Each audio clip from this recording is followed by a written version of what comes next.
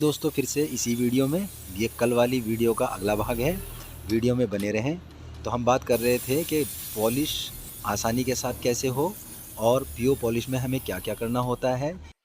दोस्तों जिस तरह से हम सिंपल पॉलिश करते हैं उसी तरह से हम पीओ भी करते हैं। बस पीओ में थोड़े सामान थोड़े से मटेरियल अलग डलते हैं।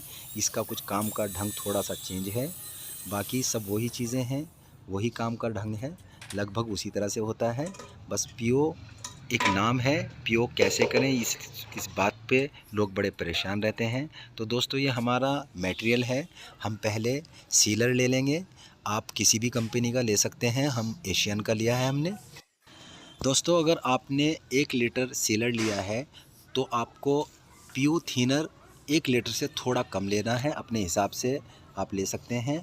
और अगर 1 लीटर आप मटेरियल बना रहे हैं तो आपके पास हार्डनर होता है। आप उस हार्डनर को एक शीशी उसकी होती है, बोतल होती है, उस बोतल को आप इसके अंदर ऐड कर लेंगे और इसको अच्छे से आप मिला लेंगे। और इसको मिलाकर ना दोस्तों थोड़ा सा टाइम आपको छोड़ना है। अगर आधा घंटा छोड़ देंगे तो बहुत अच्छा रहेगा। लेकिन ये याद रहे कि ज़्यादा माल नहीं बनाना है, क्योंकि कई बार लाइट नहीं रहती तो आपका माल जम जाता है। आप नोज़ल को इस तरह से आप साफ़ करेंगे थिनर के कपड़े से, क्योंकि वहाँ से फिर आपको प्रॉब्लम आती है कई बार जब आप काम करते हो।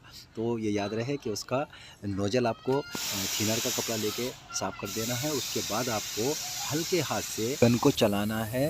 ये याद रहे कि जितना आपने उसको पुश किया हुआ है उतना ही आप रखें। कई बार ऐसा होता है कि कहीं कम ज़्यादा हो जाता है तो उसमें फिर कहीं माल ज़्यादा डल जाता है, कहीं कम डल जाता है, तो इससे आपकी फिनिशिंग में प्रॉब्लम आती है, स्मूथनेस उसकी ख़त्म हो जाती है। तो आपको एक जैसा हाथ चलाना है। तो कुछ इस तरह से आपके सामने आपका किया हुआ काम आ जाएगा। और ये पहला हाथ है। इसी तरह से आपको इसके ऊपर 2 हाथ लगाने हैं। पहले एक बार लगा देना है और लगाने के बाद उसको धूप में आपको छोड़ देना है 4 घंटे के लिए। 4 घंटे आप एक बार अगर उसके ऊपर मटेरियल डालेंगे, माल डालेंगे तो उसको आपको 4 घंटे के बाद फिर उठाना है और उसको आपको रेगमाल लगाना है। रेगमाल आप इसके ऊपर 120 नंबर या उससे ज़्यादा 200 नंबर का रेगमाल भी लगा सकते हैं।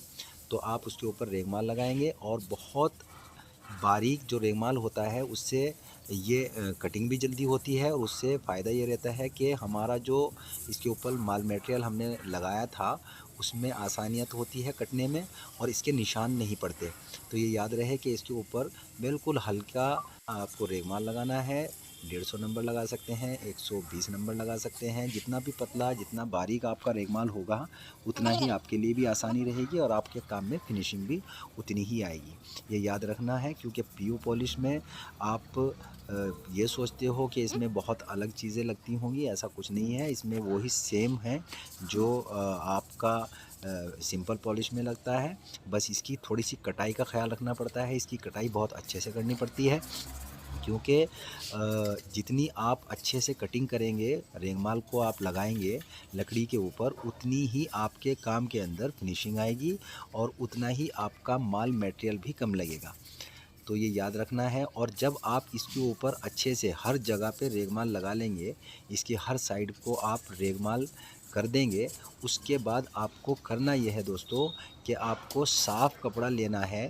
पहले ब्रश से अगर आपके पास ब्रश है तो ब्रश से, उसके बाद आपको साफ़ कपड़ा लेना है और साफ़ कपड़े से आपको इसे साफ़ कर देना है। ये देखिए पीओ पॉलिश के ये कमाल होते हैं दोस्तों कि हमने इसके ऊपर पानी डाला था और पानी मोतियों की तरह इसके ऊपर से बह गया है।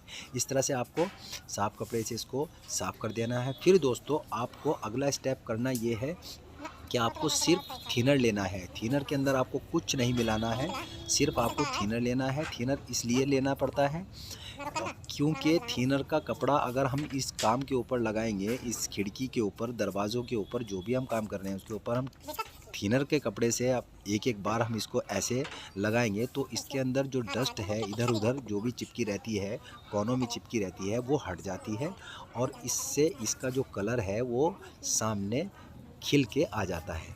तो इसी तरह से आप भी कर लेंगे।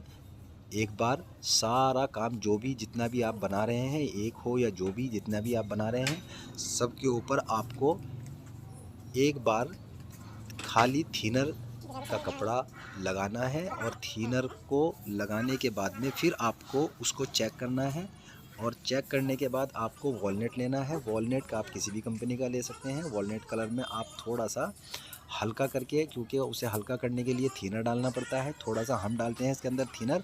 और अगर आप इसके अंदर थिनर और थोड़ा सा इसके अंदर आप सीलर डाल देते हैं तो ये आपका जो कलर है जिससे आप इसको मैच कर रहे हो तो ये मज़बूत हो जाता है, ये फिर उतरता नहीं है। तो आप करेंगे, उसके बाद आप फिर सीलर एक बार फिर से लेंगे और आप इन सब खिड़कियों के ऊपर या जो भी आप कुछ कर रहे हो, जो भी आप बना रहे हो, उनके ऊपर आप सीलर लगा देंगे। और सीलर लगाने के बाद में फिर कुछ इस तरह से आपकी खिड़कियाँ ये लुक देने लगेंगी। ये दोस्तों आपको 2-3 बार करना है और तीसरी बार में आपको टॉप कोट लेना है। जिस तरह से हमने सीलर लगाया था इसी तरह से आपको टॉप कोट भी डालना है, उतना ही उतना डालना है और हार्डनर भी सेम मिलाना है। और फिर सीलर जो आपने लगाया था उस सीलर की एक बार से फिर कटाई करनी है रेगमाल से, बारीक रेगमाल से। उसके बाद आप टॉप कोट लगा देंगे और टॉप कोट लगाने के बाद आपका काम तैयार हो जाएगा। आपके सामने ये खिड़की है, आपके सामने ये दरवाजे हैं। मिलते हैं दोस्तों, जब तक के लिए अपना ख्याल रखिए। जय हिंद, जय भारत।